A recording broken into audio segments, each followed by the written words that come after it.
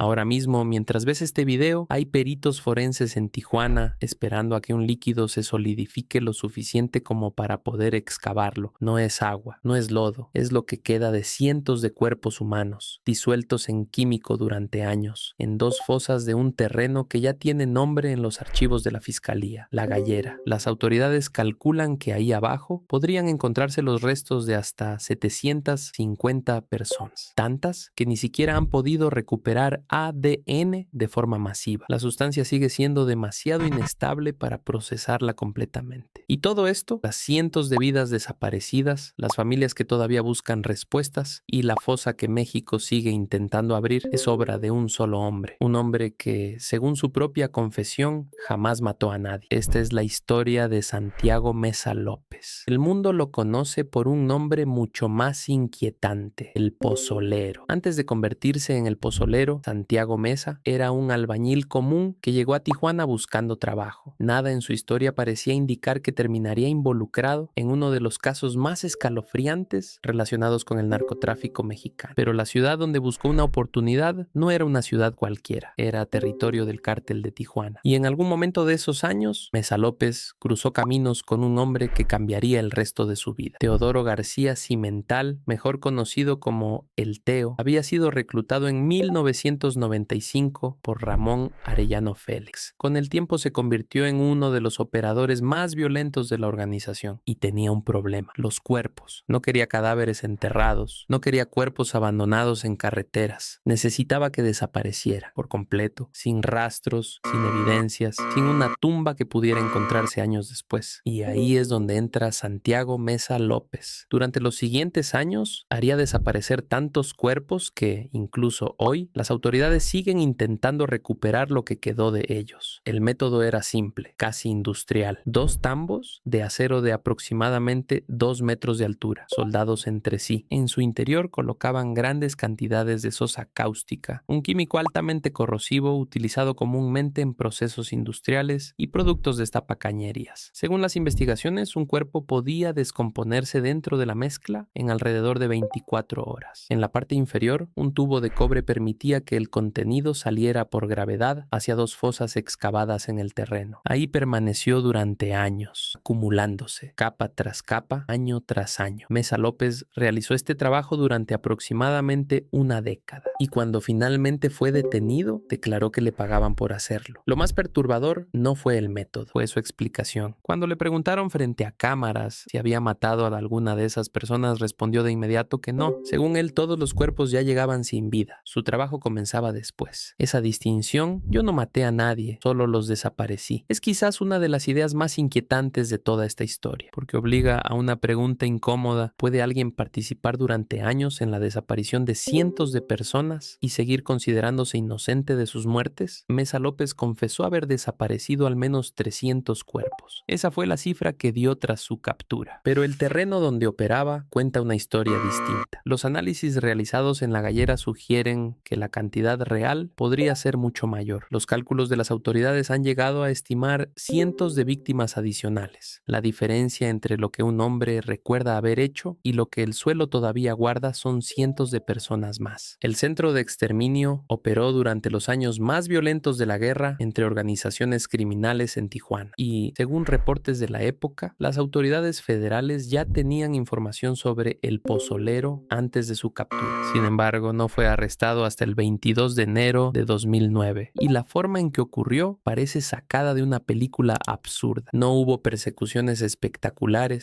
no hubo enfrentamientos. El ejército lo encontró en una fiesta en Ensenada, llevaban días celebrando. Según los reportes, estaba tan intoxicado que ni siquiera intentó escapar. Lo detuvieron mientras cocinaba mariscos. El hombre que había pasado años haciendo desaparecer cuerpos fue capturado preparando comida para una fiesta. Pero la historia no termina ahí. 3 días después de su arresto fue presentado ante los medios nacionales. Confesó, habló frente a las cámaras, y aún así su sentencia definitiva tardó años en llegar. Durante mucho tiempo, el proceso judicial permaneció estancado entre recursos, procedimientos y disputas legales. Mientras tanto, las familias de las víctimas seguían esperando respuestas, y La Gallera seguía ahí, silenciosa, enterrada, guardando secretos bajo la tierra. Hoy, las autoridades continúan trabajando para recuperar e identificar los restos que permanecen en el lugar, un proceso extremadamente complejo debido al estado químico de los materiales encontrados. Cada avance podría representar una respuesta para familias que llevan años buscando a alguien, o la confirmación de que nunca podrán recuperar. Santiago Mesa López asegura que nunca disparó un arma, que nunca mató a nadie, pero cientos de familias jamás pudieron despedirse de las personas que buscaban. Y eso nos deja una última pregunta. ¿Es menos culpable alguien que no quita una vida, pero se encarga de borrar toda evidencia de que esa vida existió? ¿O simplemente cumple un papel diferente dentro del mismo crimen? Si esta historia te impactó, suscríbete a Dinero Maldito. Nos vemos en el próximo expediente.